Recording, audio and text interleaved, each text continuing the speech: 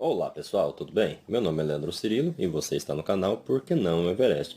E o livro de hoje é de Viktor and Frankl, Em Busca de Sentido. E a nossa porção de hoje é Humor no Campo de Concentração. Se a pessoa que está fora já pode se surpreender como o fato de o campo de concentração permitir algo como a experiência da arte ou da natureza, mais ainda se espantará se eu disser que ali também existia humor. Claro, somente um princípio de humor e, mesmo assim, apenas por segundos ou minutos. Também o humor constitui uma arma da alma na luta por uma autopreservação. Afinal, é sabido que dificilmente haverá algo na existência humana tão apto como o humor para criar distância e permitir que a pessoa se coloque acima da situação, mesmo que somente por alguns segundos. Um amigo e colega com quem trabalhei lado a lado por semanas a fio no local da construção foi por mim adestrado na prática do humor. Propus-lhe o compromisso mútuo de inventarmos ao menos uma piada por dia, mas especialmente uma ocorrência que poderia ter lugar após a nossa libertação e volta para casa.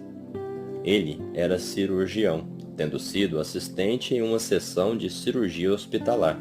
Assim, por exemplo, tentei fazê-lo sorrir certa vez, descrevendo a dificuldade que ele teria, após a volta para casa e para o antigo campo de atividades, em perder os hábitos adquiridos no campo de concentração.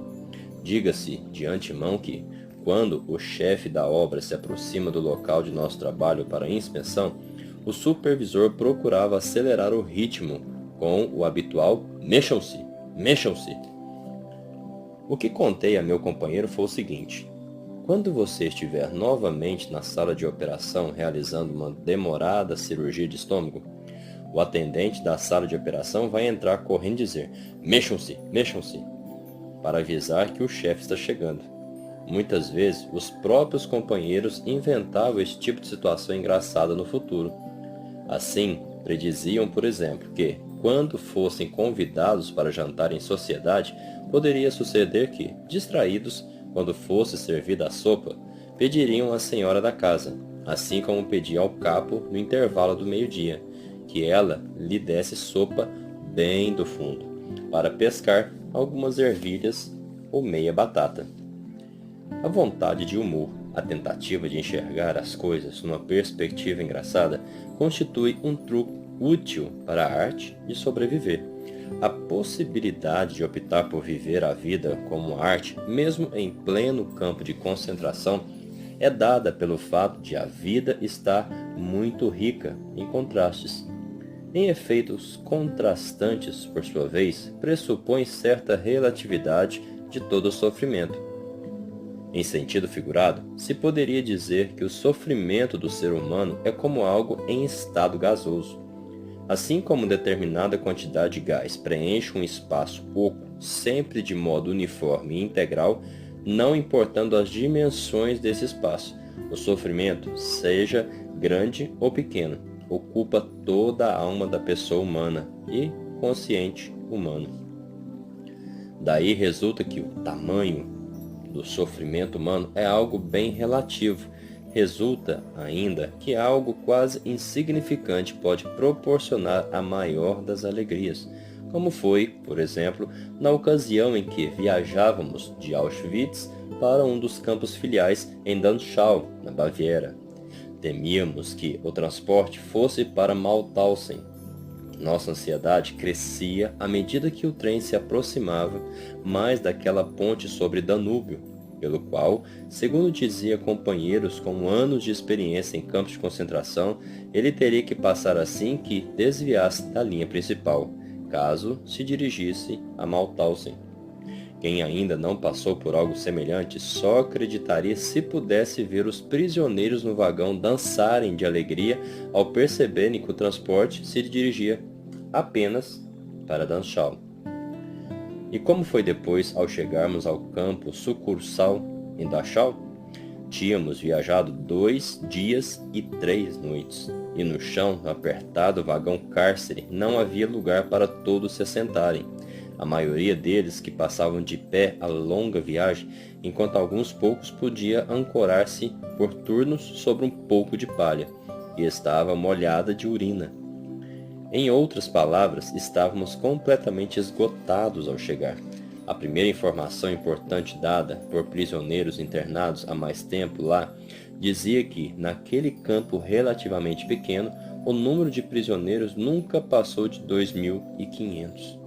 Não havia forno, isto é, ali não havia nenhum crematório, nem, por conseguinte, câmara de gás, e isso significava que, no caso de alguém ficar muçulmano, não poderia ser levado diretamente para o gás, mas apenas quando se organizasse o transporte de doentes para Auschwitz.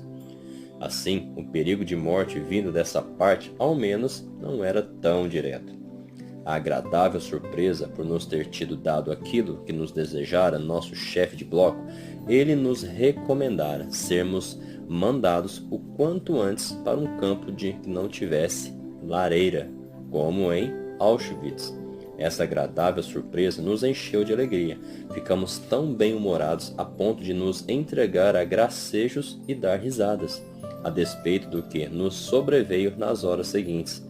Acontece que, nas repetidas contagens dos prisioneiros recém-chegados com o nosso transporte, faltava um. Tivemos que ficar em pé no local de formatura expostos à chuva e ao vento frio até que fosse achado o homem. Foi encontrado num barracão, onde caíra em sono profundo, vencido pelo cansaço. Assim, a demorada formação para a contagem acabou virando uma ordem unida de castigo. Durante a noite inteira e mais uma parte da manhã seguinte, tivemos que ficar de pé ao local da formatura, encharcados e enregelados, e isso ainda depois de longa e penosa viagem. Mesmo assim, nosso estado de espírito era a maior das alegrias, pois naquele campo não havia lareira e Auschwitz ficava longe. E a próxima parte é Invejando Presidiários. Curta, compartilhe, deixe seu comentário, nos passe seu feedback para que nós possamos cada dia mais melhorar. Um grande abraço.